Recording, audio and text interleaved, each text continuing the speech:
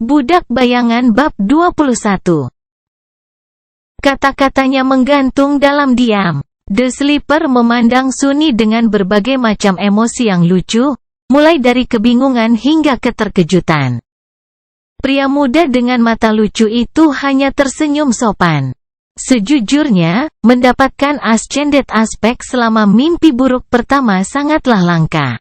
Dia pasti seseorang yang istimewa, bahkan mungkin luar biasa. Sebenarnya, terlepas dari perbedaan mereka yang tampak jelas, pemuda itu entah bagaimana mengingatkan Sunny pada hero Aura of the Nine. Ada jenis khusus menghitung dingin yang tersembunyi jauh di dalam mata mereka. Dia pernah bertemu orang-orang seperti itu sebelumnya, kebanyakan di antara para veteran berbagai geng jalanan di pinggiran. Mereka hanya menyebut jenis kedinginan ini matematika pembunuhan. Pada dasarnya, itu adalah kebiasaan yang dikembangkan oleh para petarung yang berpengalaman. Tidak peduli di mana mereka berada dan suasana hati apa yang mereka miliki. Selalu ada bagian yang sadar dari pikiran mereka yang terus-menerus menghitung cara paling efisien untuk membunuh orang di depan mereka, untuk berjaga-jaga. Timbul kebutuhan. Mengapa saya harus memusuhi orang seperti itu, dari semua orang? Tapi Sunny benar-benar tidak punya alasan untuk mengeluh. Bagaimanapun, dia membawa ini pada dirinya sendiri. Setelah beberapa detik, salah satu teman pemuda itu akhirnya berkedip dan berkata, Teman, kamu pasti tidak tahu banyak tentang mantra. Hasil dari caster benar-benar luar biasa.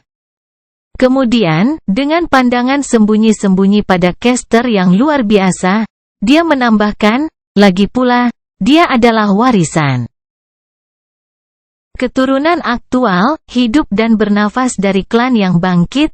Sunny mengevaluasi kembali pendapatnya tentang pria muda yang humoris itu.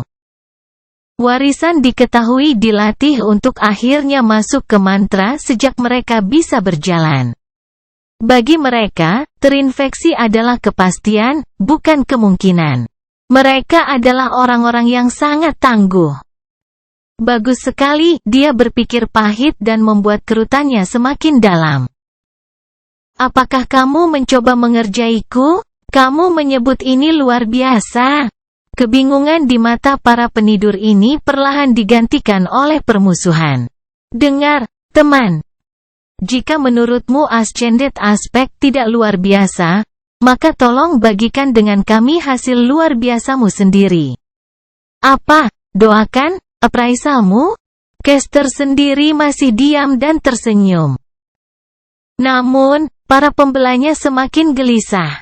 Inilah yang diinginkan Sunny. Dia tersenyum penuh penghinaan. Saya akan memberitahu Anda.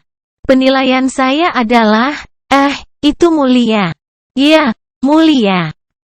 Dan aspek yang saya peroleh adalah peringkat ilahi.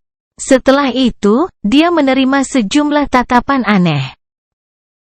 Tidak ada yang pernah menerima aspek ilahi sebelumnya, jadi, tentu saja, mereka mulai berpikir bahwa dia adalah orang gila. Tapi masih ada sedikit keraguan. Mungkinkah pria aneh itu adalah keturunan dari klan yang kuat? Keajaiban tiada taraf? Mungkin penilaiannya memang mulia. Sunny harus menghilangkan sedikit keraguan itu. Ingat, aku bukan legasi yang tinggi. Aku dari pinggiran. Aku bahkan belum pernah menerima pelatihan tempur. Semua pelatihan itu dan dia hanya mendapat luar biasa. Apa yang dia lakukan selama nikmah, mengorek hidungnya sepanjang waktu.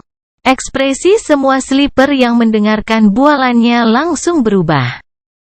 Tikus pinggiran tanpa pelatihan. Ya, tentu. Siapa yang dia coba bodohi?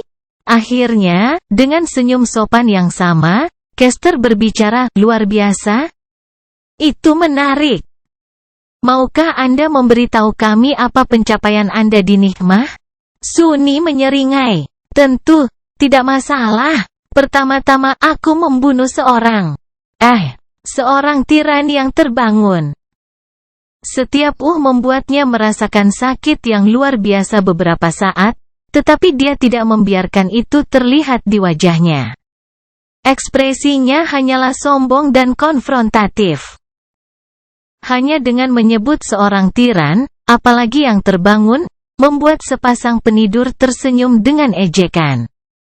"Oh, benarkah? Bagaimana caramu membunuhnya?" Ekspresi arogan muncul di wajah Sunny.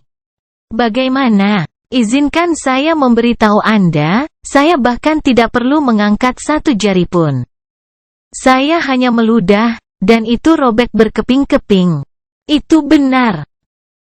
Sunny meludahkan seteguk darah di altar, dan akibatnya, Mountain King dipotong-potong dengan kejam oleh Dewa Bayangan. Seseorang tertawa terbuka. "Orang ini entah gila atau sengaja mempermainkan kita." "Dengar, pendek. Jaga kesopanan, oke? Siapa yang akan percaya kebohongan seperti itu?" Sunny benar-benar marah. Dia ingin membalas, mengatakan bahwa dia tidak pendek. Tapi dia tidak bisa. Karena itu bohong, sial. Jadi, sebaliknya, dia hanya mengertakkan gigi dan berkata dengan suara penuh kemarahan, "Aku tidak bisa menjawabnya." "Karena itu tidak bohong. Apakah kamu benar-benar bersikeras bahwa kamu telah membunuh seorang tiran yang terbangun, seorang tiran?" Dan dengan sedikit ludah, Sunny mengerutkan alisnya. "Itulah yang sebenarnya." Lebih banyak tawa mengikuti. Bajingan gila. Dia benar-benar percaya pada omong kosongnya sendiri. Gila, dia gila. Tanpa diduga, Caster menghentikan teman-temannya. "Teman-teman," setelah tawa mereda, dia bertanya dengan ramah, "Apalagi yang kamu capai?" "Apa? Itu tidak cukup." Sunny mengangkat dagunya. "Biar ku pikir. Oh, aku juga membunuh pendekar pedang yang telah bangkit." "Benarkah? Bagaimana kamu melakukannya?" Bertingkah seolah dia sedikit malu, Sunny menunduk. "Itu. Sebenarnya, saat itu aku harus mengangkat satu jari. Aku bahkan harus mengocoknya beberapa kali. Tapi itu sudah cukup untuk membunuhnya." Dia memegang lonceng perak di antara jari-jarinya, yang menyebabkan pahlawan diserang dan akhirnya dibunuh oleh tiran itu. Jadi, secara teknis, semua pernyataannya benar. Benar-benar gila. Bisakah kamu percaya idiot ini? Bajingan yang malang. Bukan saja dia lemah, dia juga kehilangannya. Caster menatap teman-temannya lama dan kemudian menoleh ke Sunny. "Ada yang lain?" Sunny berkedip. "Saatnya sentuhan akhir. Sesuatu yang lain?" Ya. "Oh, benar. Saya berkomunikasi dengan sekelompok dewa, meskipun mereka semua sudah mati. Saya membuat salah satu dari mereka bangun. Dia memberi saya berkah. Saya diberkati oleh dewa. Apakah Anda semua mengerti?" The Sleeper diam-diam menggelengkan kepala atau menatapnya dengan kasihan. Castor menghela nafas. "Begitu. Yah, dibandingkan dengan pencapaianmu, prestasiku memang terlihat biasa saja. Terima kasih telah berbagi dengan kami. Aku harap kamu akan sesukses saat kita memasuki alam impian." Sunny tersenyum dengan ekspresi angkuh di wajahnya. "Sebaiknya kamu percaya." Dengan itu, dia berbalik dan berjalan pergi. Itu pekerjaan yang dilakukan dengan baik. Dia cukup yakin bahwa setelah pertunjukan ini, tidak ada yang akan percaya bahwa dia benar-benar memiliki semacam aspek yang kuat atau melakukan sesuatu yang layak diperhatikan selama mimpi buruk. Dia hanya mengatakan yang sebenarnya kepada mereka, namun berhasil membuat semua orang percaya pada kebalikan dari kebenaran. Perasaan yang luar biasa. Apa yang mereka pikirkan tentang dia sekarang? Mereka mengira dia lemah, tumbuh tanpa pendidikan di pinggiran, dan tidak memiliki pelatihan. Lebih dari itu, dia tampaknya gila atau sangat bodoh. Emosinya sangat buruk, benar-benar orang yang menyedihkan dan menyedihkan. Sekarang, setiap kali dia ditanya tentang aspeknya, dia bisa dengan jujur mengatakan bahwa itu adalah peringkat divine, dan ditertawakan. Orang-orang lebih suka percaya bahwa mantra itu sudah tidak ada lagi daripada bahwa dia adalah seseorang yang patut diperhatikan. Dia bahkan bisa berteriak tentang pencapaiannya dari atap, dan tidak ada yang akan mempercayainya. Selanjutnya, tidak ada yang akan curiga bahwa dia memiliki nama sejati. Tunggu saja, bodoh. Suatu hari saya akan menjadi orang yang tertawa. Saat Sunny berjalan pergi, dia mendengar salah satu sleeper berbicara dengan Caster, "Kenapa kamu tidak menempatkan orang gila itu di tempatnya? Dia telah meremehkanmu." Setelah jeda singkat, Caster menjawab. Suaranya terdengar rendah dan lembut. Bocah malang pasti kehilangan akal sehatnya di Nigma. Ini sering terjadi. Kemungkinan besar dia akan segera mati, jadi bersikap baik adalah yang paling bisa kulakukan. Sudut bibir Sunny berkedut. Pria yang baik. Dia tahu bahwa kata-kata Caster didasarkan pada asumsi yang salah. Tetapi, untuk beberapa alasan, masih merasakan hawa dingin yang menjalar di punggungnya. Budak Bayangan bab 22. Puas dengan penampilannya, Sunny berjalan kembali ke sudut aula yang sepi. Dia merasa orang-orang memandangnya dengan ejekan, penghinaan dan belas kasihan. Sepertinya tidak ada yang mau tinggal dekat dengannya. Tidak apa-apa, bagaimanapun juga dia tidak ingin diganggu. Tetap saja, bukankah reaksi mereka sedikit dibesar-besarkan? Ini tidak seperti dia membawa penyakit menular. Nah, kecuali mantra. Tapi itu sebenarnya bukan penyakit, yang seharusnya sudah diketahui semua orang di sini. Akhirnya, dia melepaskan diri dari kerumunan dan mencapai sudut. Untuk beberapa alasan, Sleeper tidak mau mendekatinya. Saat ini, hanya ada satu gadis yang duduk diam di bangku. Sunny menatapnya. Gadis pendiam itu lembut, pendiam dan sangat cantik. Pakaiannya rapi dan rapi. Mereka tidak terlalu mahal, tapi masih enak. Dengan rambut pirang pucat, mata biru besar, dan wajah menawan, dia terlihat seperti boneka porselen yang cantik. Dia sangat menakjubkan. Namun, ada sesuatu yang salah dengan dirinya. Sunny mengerutkan kening, mencoba memahami apa sebenarnya tentang gadis itu yang membuatnya tidak nyaman. Setelah beberapa saat, dia menyadari bahwa tatapannya yang kosong dan tanpa ekspresi mengingatkannya pada Mountain King. Terkejut, Sunny mengerti bahwa gadis itu buta. Butuh beberapa detik baginya untuk menenangkan diri. Sayang sekali. Sedikit berkecil hati, dia dengan hati-hati duduk di ujung bangku. Gadis itu tidak akan selamat dari mimpi buruk pertama jika dia buta sebelum memasuki mantra. Yang berarti dia kehilangan penglihatannya sebagai hasil dari penilaian. Itu cacatnya. Tiba-tiba, Sunny merasa sangat khawatir. Sensasi dingin menyebar melalui dadanya. Dan saya pikir cacat saya buruk. Tidak peduli apapun kemampuan aspek yang diterima gadis buta itu sebagai ganti penglihatannya, itu secara efektif adalah hukuman mati. Orang buta tidak memiliki peluang untuk bertahan hidup di alam mimpi, setidaknya tidak dengan inti yang tidak aktif. Dalam arti tertentu, gadis itu sudah mati. Dia secara efektif adalah mayat berjalan.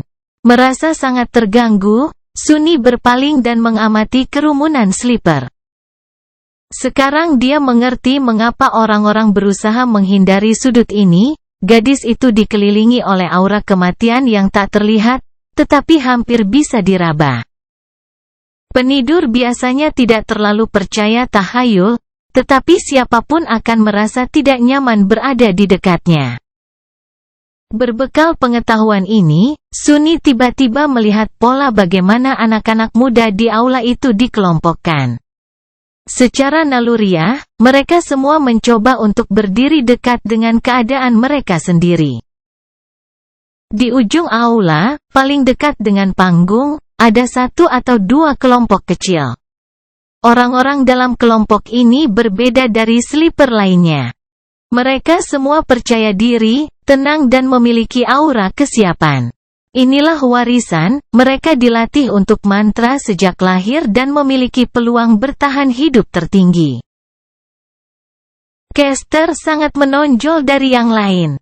Di sebelah mereka ada lebih banyak anak muda berpakaian mahal. Mereka bersemangat, dan hanya sedikit gugup. Mereka adalah keturunan warga kaya dan berpangkat tinggi. Pelatihan mereka cukup bagus karena keluarga seperti itu memiliki dana yang cukup untuk menyewa tutor pribadi. Bahkan yang sudah bangkit, peluang mereka untuk bertahan hidup tidak buruk. Lalu ada bagian terbesar dari kerumunan, yang terdiri dari anak-anak dari keluarga kelas menengah. Mereka mungkin tidak memiliki hak istimewa untuk berlatih di bawah tutor yang bangkit, tetapi pendidikan mereka tidak buruk. Pemerintah menghabiskan banyak upaya untuk memasukkan semua pengetahuan dan keterampilan yang diperlukan ke dalam kurikulum sekolah, mempersiapkan calon sleeper sebelumnya. Beberapa dari mereka mungkin telah menerima pelatihan tambahan secara pribadi. Untuk bertahan hidup, para penidur ini harus berusaha keras, dan juga memiliki sedikit keberuntungan. Tapi itu tidak mustahil. Akibatnya, mereka tegang dan gugup. Dan terakhir, ada Sunni dan gadis buta itu. Mayat. Dari sudut pandang penidur lain di aula, peluang mereka untuk bertahan hidup mendekati nol. Betapa menawannya. Beginilah cara para penidur muda secara tidak sadar membagi diri mereka sendiri. Satu-satunya pengecualian dari aturan ini adalah gadis berambut perak, yang berdiri sendiri dan terpisah dari semua orang. Tampaknya acuh tak acuh terhadap ketegangan dan kegugupan yang menyelimuti udara. Dia bersandar di dinding dengan mata tertutup, masih mendengarkan musik. Tetapi terlepas dari kelompok dan tingkat pelatihan mereka, semua orang sudah lelah menunggu. Kapan upacara pelantikan sialan itu akan dimulai? Pikir Sunni, jengkel. Seolah menjawab pikirannya, seorang pria jangkung berseragam biru tua muncul di atas panggung. Tidak hanya dia tinggi, dia sebenarnya hampir menjadi raksasa. Sunni bahkan bertanya-tanya apakah ibu pria itu telah berbuat dosa dengan seekor beruang. Tentu saja, itu tidak mungkin. Beruang telah punah jauh sebelum mantra itu muncul. Tapi dia pernah melihat gambar di sebuah buku, dan mereka terlihat mirip. Makhluk mimpi buruk yang mirip beruang, kalau begitu. Pria raksasa itu memiliki bahu lebar, tubuh atletis, dan janggut coklat yang indah. Matanya tenang dan serius. Setelah mencapai tengah panggung, dia menatap sleeper lama. Ketika pandangannya mencapai sudut yang sepi, Sunni tiba-tiba merasa gugup. Aku harap dia tidak memiliki kemampuan telepati. Kalau tidak, dia mungkin memisahkan saya dari 1 atau 2 anggota badan atas nama ibunya. Pria itu tidak terlalu memperhatikan Sunni dan mengembalikan pandangannya ke barisan depan kerumunan. Akhirnya, dia berkata dengan suara yang dalam dan bergema, "Aku Awaken Rock. Sleeper, selamat datang di Akademi." Semua orang mendengarkan tanpa mengeluarkan suara. Dalam waktu kurang dari sebulan, kamu akan dipanggil ke alam mimpi. Beberapa dari kamu mungkin berpikir bahwa kamu sudah siap. Kamu salah. Mantra itu tanpa ampun dan licik. Saat bangkit mulai terlalu memikirkan diri mereka sendiri, mereka mati. Saya telah melihat banyak penidur seperti Anda kehilangan nyawa mereka. Saya juga telah melihat master berpengalaman kehilangan nyawa mereka. Bahkan orang suci tidak dijamin untuk bertahan hidup. Terima kasih atas dorongannya, pikir Sunni sinis. Dalam 4 minggu ke depan, kami akan melakukan segala daya kami untuk meningkatkan peluang bertahan hidup Anda. Anda akan menerima pelatihan dari instruktur terbaik di dunia. Namun, jangan disesatkan oleh ketenaran mereka. Pada akhirnya, apakah Anda kembali dari alam mimpi hidup-hidup hanya bergantung pada satu orang? Anda. Tanggung jawab untuk bertahan hidup adalah milik Anda, dan milik Anda sendiri. Kecuali warisan, Sleeper saling memandang dengan ketakutan yang semakin besar di mata mereka. Awaken Rock melanjutkan, kamu bukan anak-anak lagi. Sayang sekali, karena kamu seharusnya begitu. Tapi mantra telah memutuskan sebaliknya. Kamu pernah ke mimpi buruk pertama, jadi kamu sudah tahu seperti apa rasanya. Orang tuamu, gurumu, dan temanmu bisa tidak membantumu lagi. Sudah lama tidak makan itu. Saat mendengarkan pidato Rock, Sunni merasa sedikit dikucilkan. Itu semua berita lama baginya. Namun, dia memahami tujuan instruktur, dia harus membuat para Sleeper muda ketakutan, karena ketakutan adalah satu-satunya hal yang akan membuat mereka tetap hidup. Akhirnya, pidato sampai ke bagian penting. Awaken Rock berhenti, memberi anak-anak mendengarkannya beberapa saat untuk mencerna kata-katanya. Kemudian, dengan anggukan pendek, dia melanjutkan, sekarang kita akan berbicara tentang perbedaan antara mimpi buruk dan alam mimpi. Budak Bayangan bab 23. Itu adalah sesuatu yang sangat diminati Sunni. Tentu saja, dia memiliki pengetahuan umum tentang bagaimana hal-hal diatur di dalam mantra. Tetapi mimpi buruk pertama telah menunjukkan kepadanya bahwa kenyataan berbeda dari bagaimana hal itu digambarkan dalam budaya populer dalam beberapa cara kecil, tetapi sangat penting. Dia perlu memisahkan kebenaran dari mitos. Dan, tentu saja, sangat menguntungkan untuk mendengarnya dari mulut seseorang yang benar-benar pernah ke alam impian. Jadi Sunni mendengarkan. Batu yang bangkit mulai berbicara, kebanyakan orang menyadari apa itu mimpi buruk, karena mereka berdampak pada dunia nyata dan kehidupan mereka. Kalian semua telah diperingatkan sebelum memasuki mimpi buruk pertama bahwa, jika kalian binasa di sana, makhluk mimpi buruk akan diizinkan untuk menyeberangi ambang batas dan memasuki kenyataan. Yup, itulah alasan mengapa Master Jet harus menunggu dengan sabar di sisinya, siap menghadapi monster itu jika muncul. Mimpi buruk pertama itu unik, karena masing-masing adalah individu. Itulah mengapa hanya satu makhluk yang dapat muncul.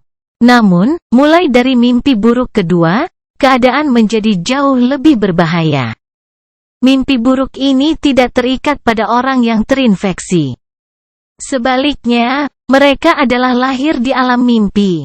Sementara benih mimpi buruk tumbuh, sejumlah orang yang bangkit dapat mencoba untuk menaklukkannya. Memburu mimpi buruk adalah tanggung jawab utama dari yang bangkit. Sunni tahu itu. Jika mereka semua mati atau gagal menemukan benih sebelum menjadi dewasa, sebuah gerbang akan terbuka di dunia nyata, membiarkan monster yang tak terhitung jumlahnya. Kalian semua tahu konsekuensinya. Orang lain yang bangkit akan dipaksa untuk menahan serangan gencar di sisi ini. Tapi kemudian dapat terjadi kehancuran atau kerugian besar-besaran di antara penduduk sipil. Membuka gerbang adalah sesuatu yang ditakuti setiap orang di planet ini. Itu juga bencana kedua yang ditimbulkan oleh mantra setelah kemunculan awal makhluk mimpi buruk. Perbedaan utamanya adalah, pada gelombang awal itu, hanya ada binatang buas yang tidak aktif. Namun, Guides memiliki peringkatnya sendiri, dan semua jenis makhluk berpotensi bisa melewatinya. Tidak lama sebelum Suni lahir, pembukaan gerbang peringkat 5 membuat seluruh benua tidak dapat dihuni. Untungnya, guides berpangkat tinggi sangat jarang. Suara Awaken Rock menjadi serius. Jadi tidak salah untuk mengatakan bahwa tujuan dari yang terbangun adalah untuk memasuki alam mimpi, mencari mimpi buruk yang matang dan menutupnya sebelum bahaya apapun menimpa dunia nyata. Dari sini, Anda dapat melihat bahwa alam mimpi dan mimpi buruk terhubung, tetapi tidak satu dan sama. Jika mimpi buruk adalah tujuannya, maka alam impian adalah jalannya. Tapi itu juga lebih dari itu. Sangat romantis. Apakah Awaken Rock memiliki kecenderungan puitis? Sederhananya, alam mimpi adalah sebuah dunia. Itu luas, misterius dan sebagian besar belum dijelajahi. Itu juga mati. Tidak ada kehidupan di luar sana kecuali makhluk mimpi buruk, ekosistem yang rusak. Dan sekarang kita. Tapi itu tidak selalu mati. Kita dapat mengatakan bahwa sekali, dahulu kala, alam mimpi adalah rumah bagi beberapa peradaban primitif. Ada banyak reruntuhan yang terkubur di tanahnya. Dari apa yang diketahui Suni, peradaban yang hilang itu tidak benar-benar primitif, hanya saja perkembangannya berpusat pada inti jiwa dan mistisisme, bukan teknologi. Jadi, pada dasarnya, keajaiban dan sihir. Siapa nama mereka? Bagaimana mereka jatuh? Tidak ada yang tahu. Mungkin mereka dihancurkan oleh mantra. Kami tidak tahu apakah alam mimpi ada di dalam mantra sebagai salah satu ilusinya, hanya dalam skala yang tak terbayangkan lebih besar, atau apakah itu nyata. Dengan mantra hanya berfungsi sebagai jalur antara dua realitas. Namun, kami menduga bahwa ilusi yang disulap di dalam Nightmares didasarkan pada sejarahnya. Itu adalah replika dari peristiwa masa lalu, entah bagaimana direkonstruksi dari kedalaman waktu. Jadi, mungkin pernah ada karavan budak sungguhan di Gunung Hitam itu, dulu sekali. Suni ingat bagaimana waktu seolah bergerak terbalik di awal mimpi buruknya.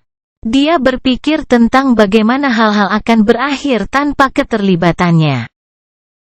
Apakah budak kuil tanpa nama itu binasa di perut Raja Gunung bersama karavan lainnya? Entah bagaimana, dia merasa bahwa budak tanpa nama itu tidak sesederhana itu. Kalau tidak, mengapa mantra itu mengingatnya? Dan bagaimana dengan pahlawan? Apakah dia berhasil melarikan diri? Aku penasaran. Ada 4 perbedaan utama antara alam mimpi dan mimpi buruk. Pertama, ia tidak memiliki cerita. Tidak ada konflik yang telah ditentukan sebelumnya yang terpaksa Anda selesaikan. Anda dapat bergerak bebas dan menjelajah, asalkan Anda memiliki kekuatan untuk tetap hidup di hutan belantara. Kebanyakan orang cenderung tinggal dekat dengan salah satu benteng manusia. Senang mengetahuinya, pikir Suni, tidak yakin. Tentu, tidak ada konflik yang telah ditentukan sebelumnya di alam mimpi. Tapi dengan atribut Fatet miliknya, dia cukup yakin akan berakhir dalam masalah. Sehingga kebebasan yang Awaken Rock sebutkan adalah relatif dalam kasusnya. Sementara itu, instruktur melanjutkan, kedua, seperti yang sudah kusebutkan, tidak ada orang di alam mimpi kecuali mereka yang datang dari dunia nyata. Hanya ada monster. Beberapa dari mereka bisa meniru penampilan manusia, jadi berhati-hatilah. Suni merasakan keringat dingin mengalir di punggungnya. Makhluk mimpi buruk meniru manusia? Sangat menyeramkan. Sejak kapan hal itu? Kenapa dia tidak pernah mendengarnya? Dia mencuri pandang ke warisan yang berdiri di baris pertama dan memperhatikan bahwa mereka tidak menunjukkan tanda-tanda keterkejutan. Jadi, mereka tahu. Ketiga, tidak seperti mimpi buruk pertama, tidak ada makhluk mimpi buruk yang akan muncul di dunia nyata jika kamu mati di alam mimpi. Ini mungkin terdengar kejam, tapi itu bagus. Kekuatan yang terbangun sudah tersebar tipis. Jika kita harus memantau setiap penidur, kita tidak akan memiliki sumber daya untuk menangani hal-hal yang lebih penting. Mempertimbangkan bahwa setiap penidur dapat menghabiskan waktu berminggu-minggu, terkadang bahkan berbulan-bulan di alam mimpi, ada logika kejam dalam pernyataan itu. Dan terakhir, dan yang paling penting, tidak seperti mimpi buruk, yang terikat oleh aturan keadilan, tidak ada batasan untuk makhluk seperti apa yang bisa kamu temui di alam mimpi. Selama uji coba, mantra tidak akan mengadu manusia yang tidak aktif. Melawan lawan yang memiliki banyak peringkat di atas mereka. Ah, benarkah? Sunni mencibir. Namun, dia terpaksa setuju dengan Awaken Rock. Meskipun pahlawan dan Raja Gunung jauh dari kemampuannya, mereka masih satu peringkat di atasnya. Tapi di alam impian, tidak ada batasan seperti itu.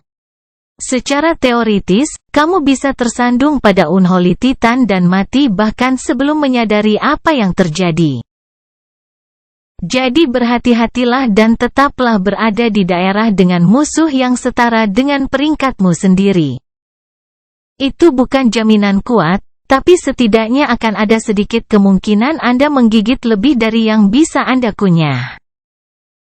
Menempel pada wilayah yang dihuni oleh makhluk mimpi buruk di bawah pangkatnya bahkan lebih baik.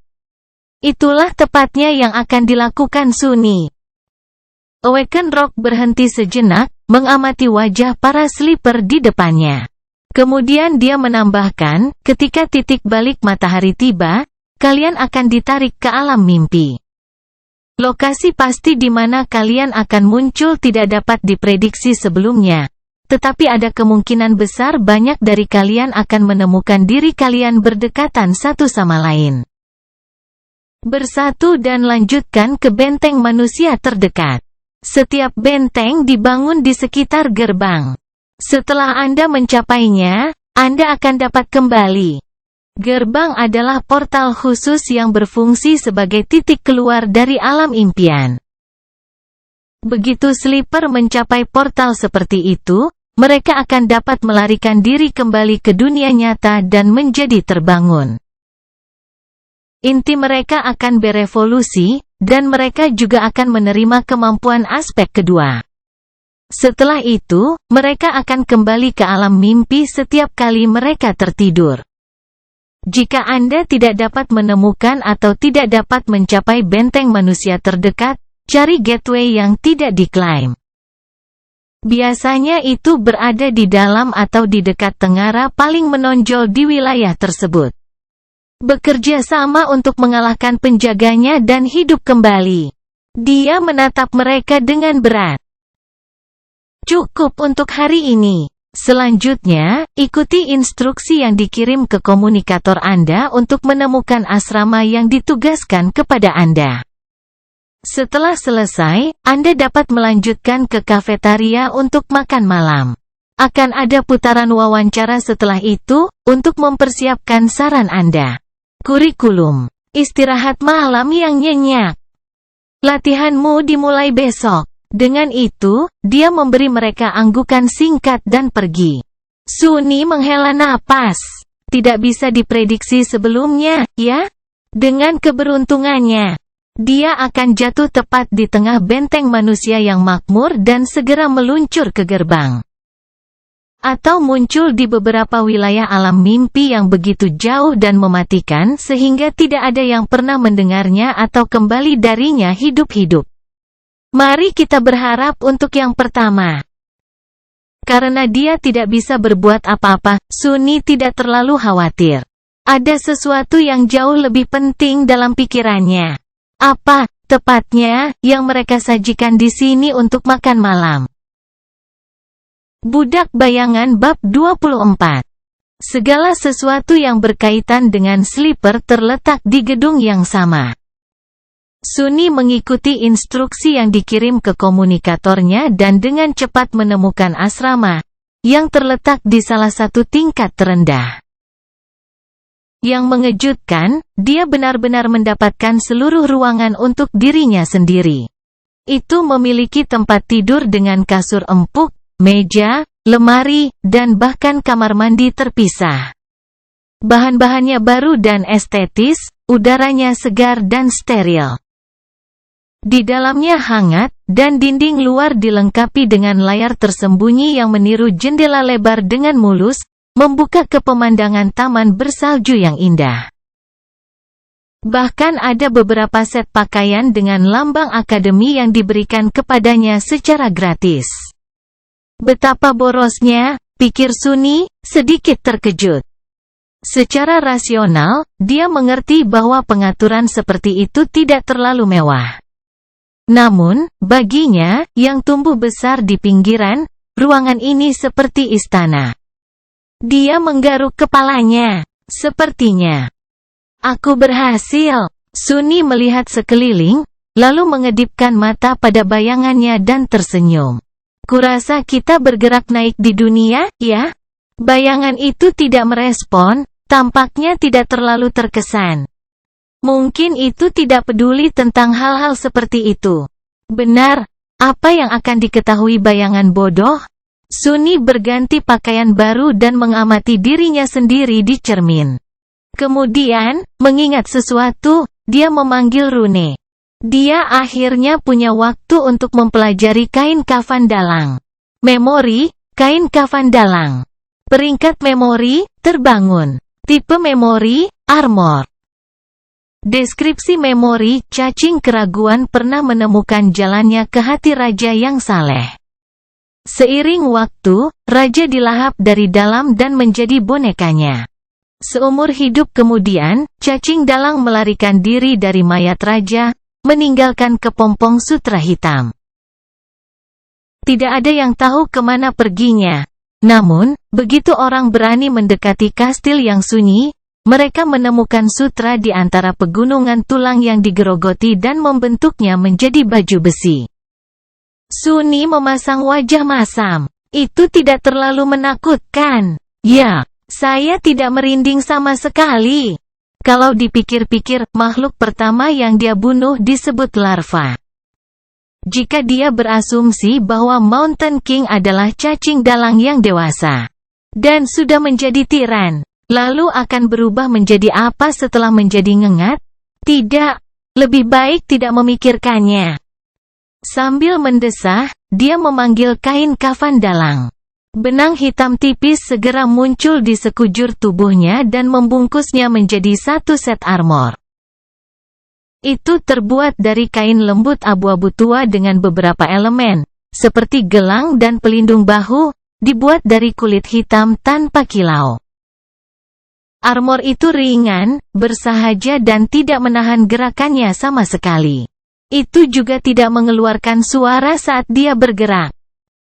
Peralatan sempurna untuk seseorang yang suka mengintai dalam bayang-bayang.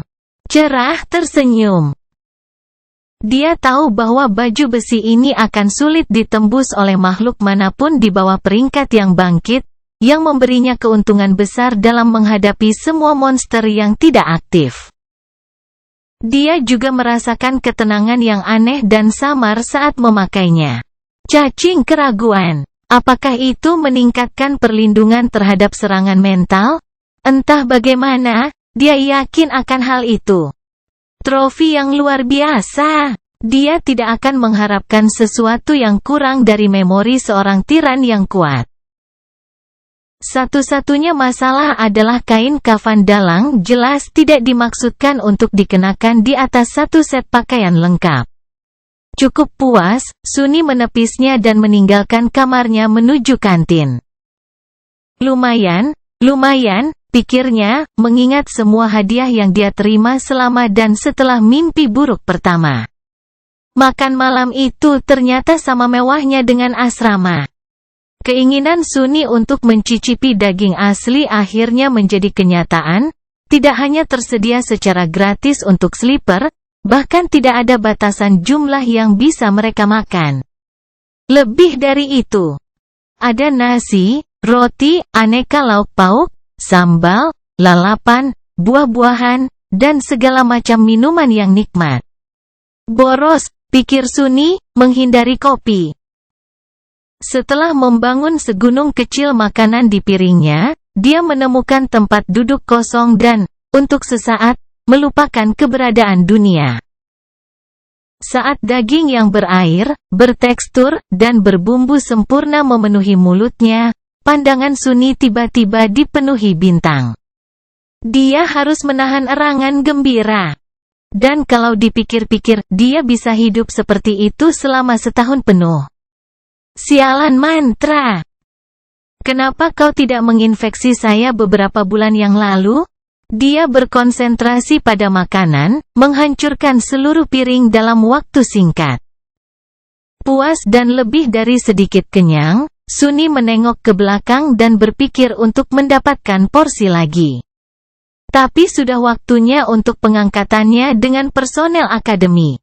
Penuh penyesalan, dia berdiri dan meninggalkan kafetaria.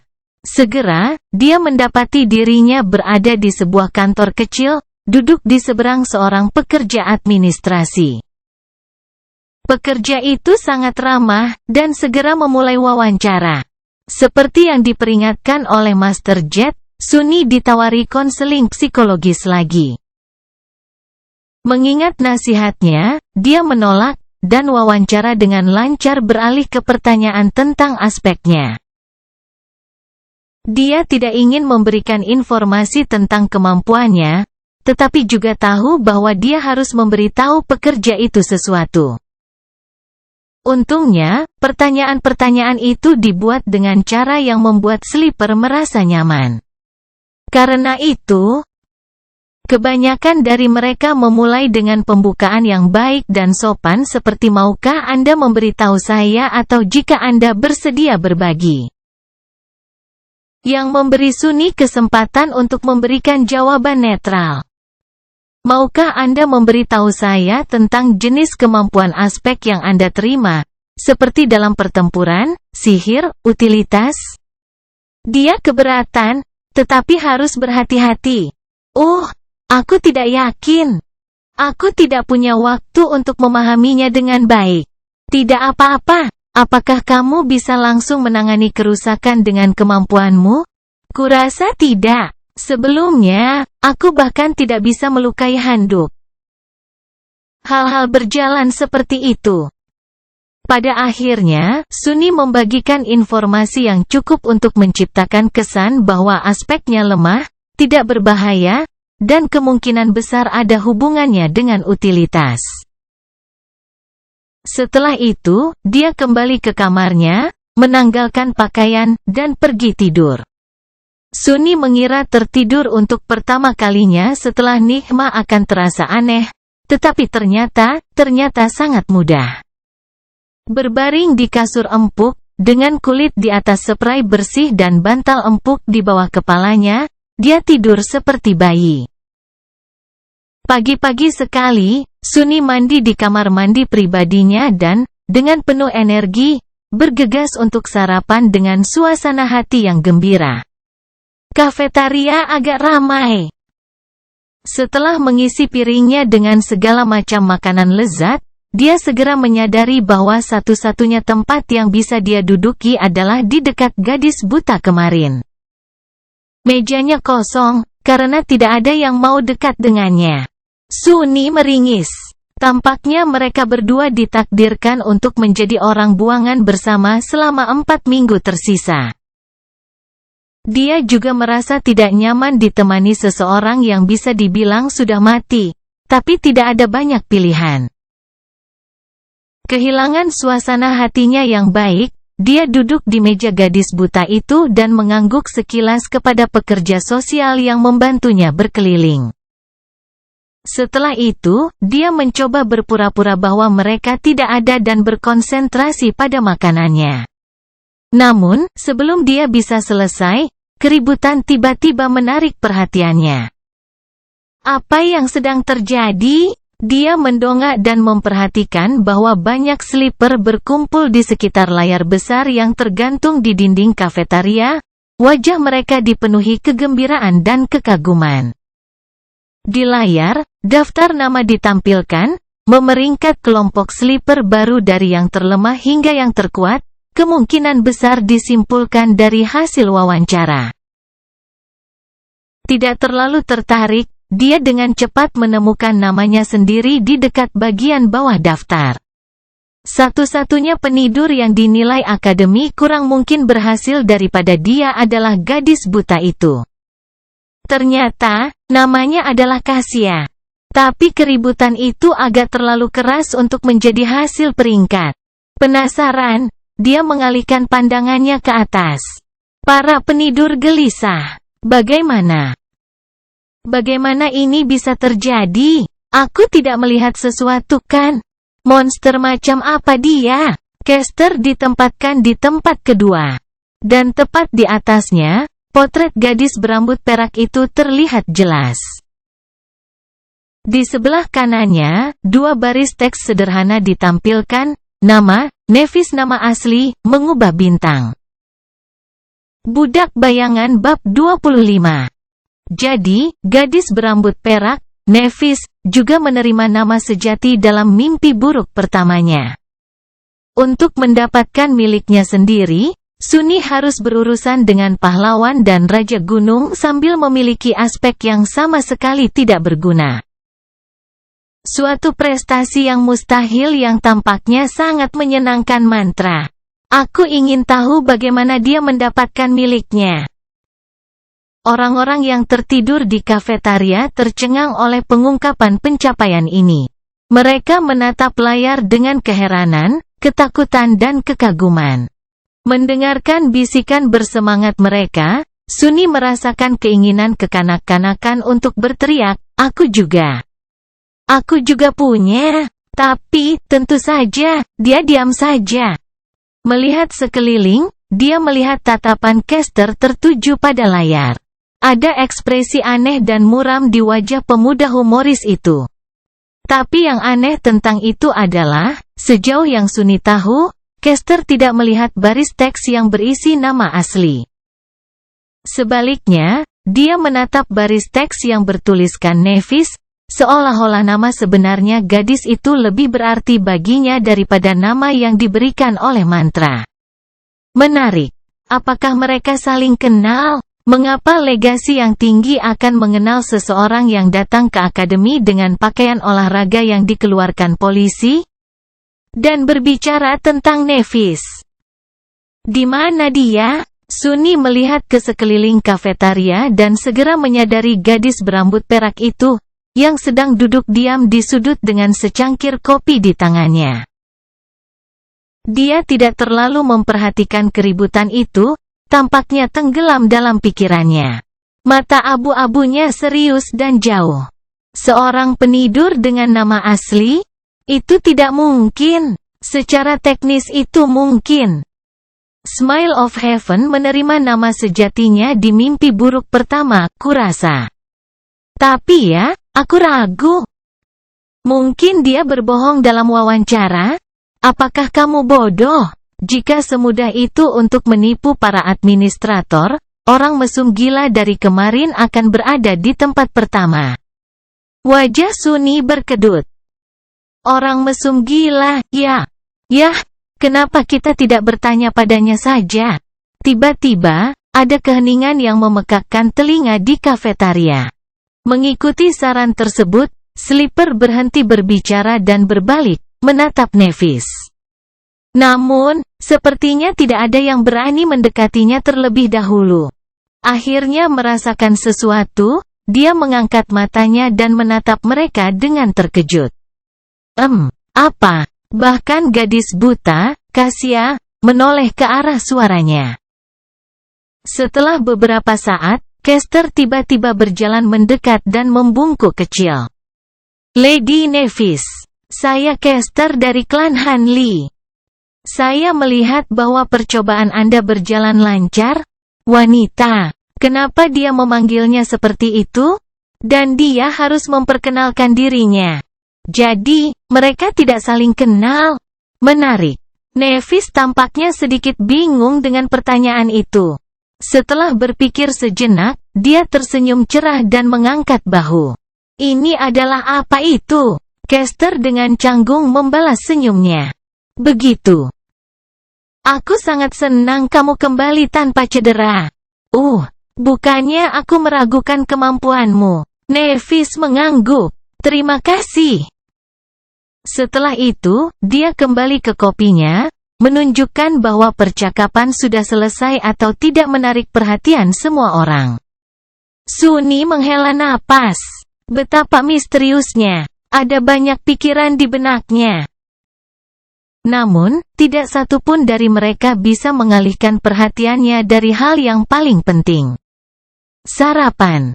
Beberapa detik kemudian, dia telah melupakan semua tentang dinamika canggung antara Caster dan Nevis dan dengan senang hati melahap makanannya.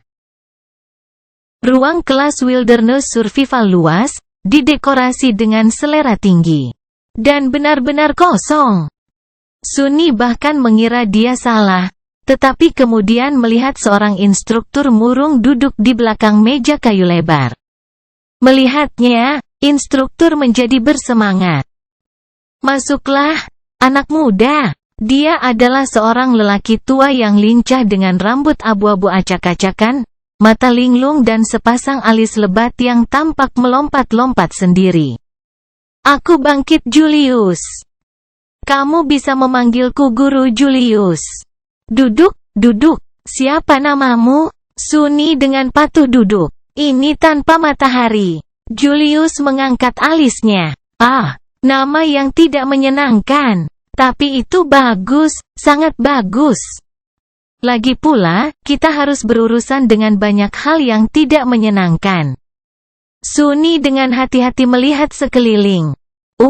Maaf, Guru. Apakah saya datang terlalu pagi? Tidak. Kau tepat waktu. Apakah siswa lain terlambat? Instruktur mendengus dengan penghinaan yang luar biasa. Tidak ada orang lain yang datang. Orang-orang biadab itu hanya tertarik untuk mengayunkan tinju dan pedang mereka. Sangat sedikit yang pintar sepertimu dan mengetahui nilai sebenarnya dari pengetahuan. Jadi itu tidak populer.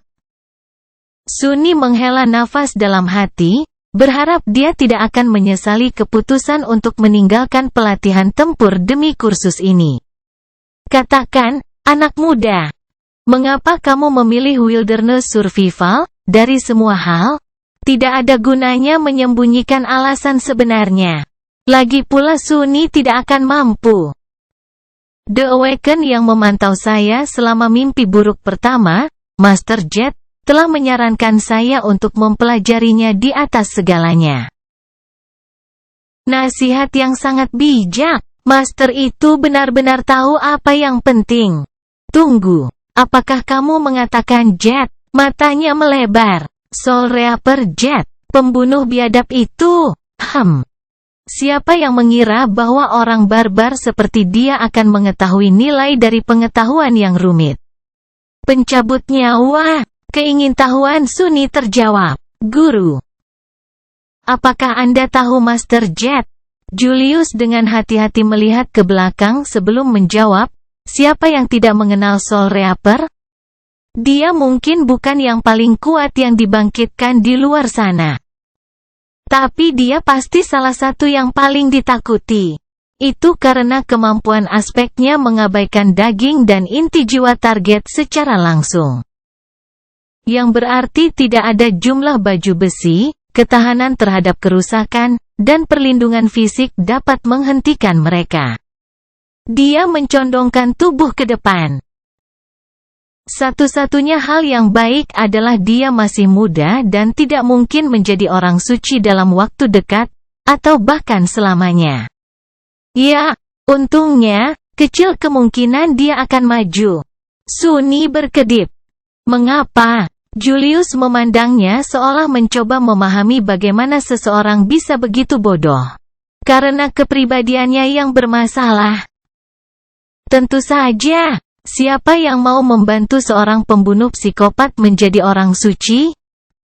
Anda membutuhkan tim yang terdiri dari rekan-rekan yang luar biasa dan banyak dukungan untuk mencoba menaklukkan mimpi buruk ketiga. Soul Reaper Jet tidak. Tunggu. Tiba-tiba, Julius mengerutkan kening dan bersandar.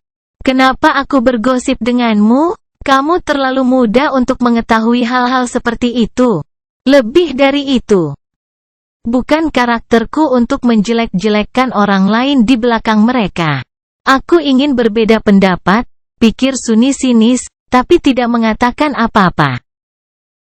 Dia sudah mendapat banyak informasi menarik dari guru Julius. Mungkin memilih Wilderness Survival adalah pilihan yang tepat. Ayo kembali ke kurikulummu. Kursus apa lagi yang kamu ambil? Sunny menghela napas. Tidak ada. Selama 4 minggu ke depan, aku akan sepenuhnya berkonsentrasi pada bertahan hidup di alam liar. Julius menatapnya selama 1 menit, ekspresi keheranan tertulis jelas di wajahnya. Kemudian, perlahan, sinar bersemangat muncul di matanya. Akhirnya, dia menyeringai. Hebat, ini luar biasa. Kamu pemuda yang cerdik, jangan khawatir. Dalam 4 minggu penuh, aku akan membuatmu abadi. Pelajaran Sunny dengan guru Julius dimulai dengan menyenangkan dan tanpa banyak ketegangan. Tetapi hanya 1 jam kemudian, dia merasa kepalanya siap meledak. Ada begitu banyak informasi baru, dan semuanya begitu aneh dan berlawanan dengan intuisi bagi seseorang yang tidak pernah meninggalkan batas kota yang tertutup tembok dan terlindung. Dari waktu ke waktu, Julius ternganga melihat kurangnya pengetahuan dan pengalaman Sunny yang relevan. Namun, dia memiliki sikap yang baik dan semangat mengajar yang tak ada habisnya. Setiap kali Sunny tersandung, dia dengan sabar akan memperlambat dan membiarkan muridnya mengejar. Kurikulum yang direncanakan Julius bisa dibilang gila.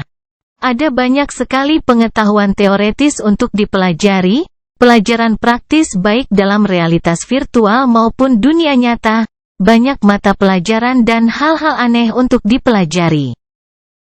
Bahkan ada beberapa pelajaran yang didedikasikan khusus untuk mempelajari dasar-dasar beberapa bahasa mati di alam impian. Mengapa saya perlu belajar bahasa baru? Pikir Sunny mengasihani diri sendiri. Mantra otomatis menerjemahkan semuanya, tapi Julius tidak kenal kompromi. Mantra itu bukan penerjemah. Apakah Anda pikir itu memiliki waktu untuk mengungkapkan seluk-beluk ucapan manusia? Katakanlah Anda mencari perlindungan di reruntuhan dan menemukan sebuah prasasti yang bertuliskan kematian pasti di depan. Ada 30 kata untuk kematian dalam bahasa rune. Hanya dengan mengetahui rune, kamu akan dapat menyimpulkan bahaya macam apa yang ada. Di hari pertama, mereka belajar hingga matahari hendak terbenam. Baru pada saat itulah Julius memutuskan untuk melepaskan Sunny. Lelah secara mental dan meratapi kenyataan bahwa dia harus melewatkan makan siang dan makan malam. Sunny memutuskan untuk mengingatkan gurunya dengan lembut tentang pentingnya makanan untuk mempertahankan tingkat konsentrasi yang tinggi besok. Setelah kembali ke kamarnya, dia jatuh di kursi dan menatap kosong ke kejauhan untuk beberapa saat. Kemudian, seolah mengingat sesuatu, Sunny menoleh ke bayangannya. Benar. Dia harus menyelesaikan banyak hal sebelum makan malam. Dia mengamati bayangan itu selama beberapa detik dan kemudian menyeringai. Mari kita lihat apa yang benar-benar bisa kamu lakukan.